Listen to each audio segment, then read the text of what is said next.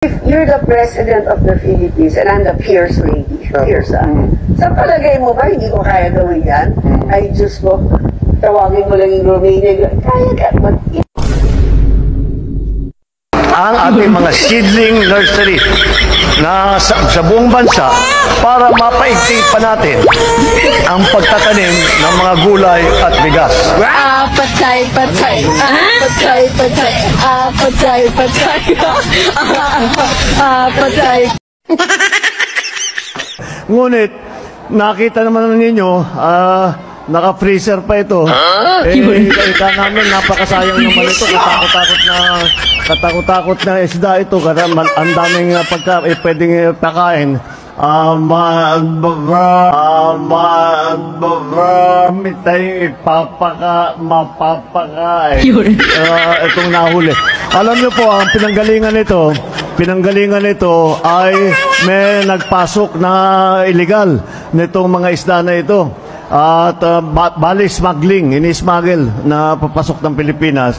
At mabuti naman ay nakita sa kaugnayan ng Department of Agriculture at saka ng ating customs ay nakita nila na hindi maganda, hindi kumpletong papeles, hindi kumpletong pagbayad. Kaya po kinumpis ka ng pamahalaan. Kaya ganun po ang aming ganun po nangyari. Ngunit nakita naman ninyo, naka-freezer pa ito. Ika namin, napakasayang naman ito.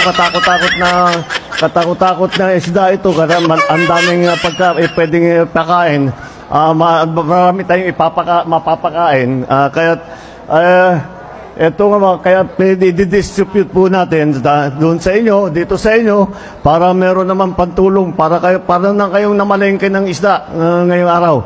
Meron na kayong sa amin, nakapag-harvest na kami, kakatanim lang eh. So, hindi, buti na lang yung timing, hindi yung bago aanin, nakapag-ani na tayo. So, kung yung season na susunod, nagbibigay po kami, wala pa rito, susunod na po.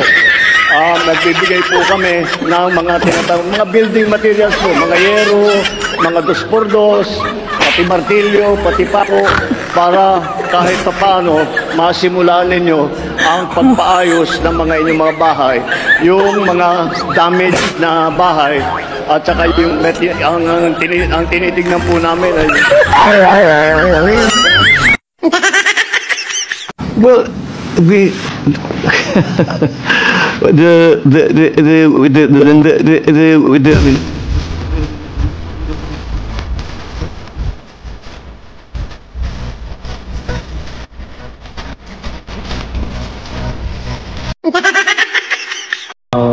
ngayon, sinasabi natin, pag-isip-isip tayo kasi kung aayusin natin, tapos sisirain na naman ang susunod na bagyo, sayang lang yung ating ginawa. So, kailangan natin magplano. Pero yung mga tao, kailangan na may kuryente, kailangan na may ang inyong mga ngiti, makita, maya yung kayo ay mag-alamano, kayo ay dahil sa inyong sigaw, inyong mga halik, inyong pa-selfie, lahat po yan, hindi po mawawala sa aking puso. Please subscribe to us. Just press this button. Teka, here. Basta yung pula. Pindutin nyo yung pula para mag-subscribe sa amin. Maraming salamat. Umayos ka.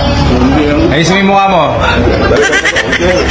Utang ina mo, babatak-batak kasi. Ayusin mo! Sinong mas gusto mo? Si BBM o si Duterte? Si Duterte. Bakit? Bobo kasi si BBM. Bababa din yung gulay pero tataas. Patay kang BBM. Sumbong kita. Linalo nga ba ng mga Marcos at Romualdez ang sinasabing pangbubudol ng mga ito sa mga Pilipino kung saan dinaranas ngayon ng Pilipinas ang umano'y pinakamatinding korupsyon sa kasaysayan? Taong 2016 nang dumikit si Aimee kay dating Pangulong Rodrigo Duterte. Sabi ni Duterte noon nagbigay umano si Aimee ng election campaign contribution sa kanya. Sa panahon ng termino ni Duterte bilang Pangulo, unti-unti na numbalik ang simpatya ng mga tao sa mga Marcos dahil yan kay Duterte. hanggang sa maipalibing nga sa libingan ng mga bayani si Marcos Sr. Taong 2022 nang si Sara Duterte naman ang niligawan ni Amy para kumbinsihing tumakbo bilang bisi ni Bongbong sa ilalim ng pangakong unity and continuity para maipanalo ang pagkapangulo. Pero nang manalo na, ang pangarap na pagbangon ng Pilipinas ay mauuwi pala sa wala dahil sa pagkaupo pa lang ni Bongbong sa Malacanang, nag-umpisa na ang mga hindi inaasahan ng bayan.